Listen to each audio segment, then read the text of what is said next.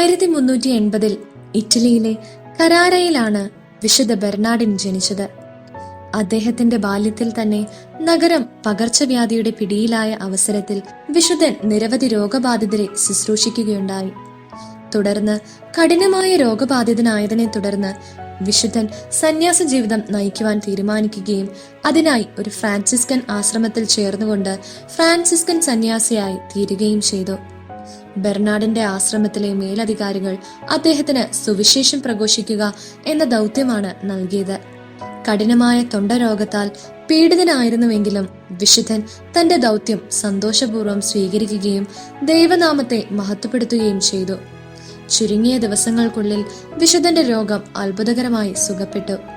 Pius രണ്ടാമൻ വിശുദ്ധനെ ഒരു രണ്ടാമത്തെ പൗലോസ് എന്നായിരുന്നു വിശേഷിപ്പിച്ചിരുന്നത്. കാരണം വിശുദ്ധ ബെർണാഡിൻ ശക്തനും ശ്രേഷ്ഠനുമായ ഒരു സുവിശേഷകനായിരുന്നു.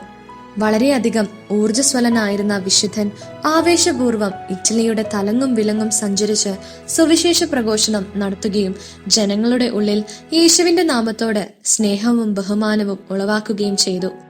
സഭയ്ക്കുള്ളിൽ തന്നെ അനിവാര്യമായൊരു നവോത്ഥാനത്തിന്റെ ഉദ്ഘാടനം കുറിക്കുവാൻ തക്കവിധം വിശുദ്ധന് അസാധാരണമായ സ്വാധീനം ഉണ്ടായിരുന്നു.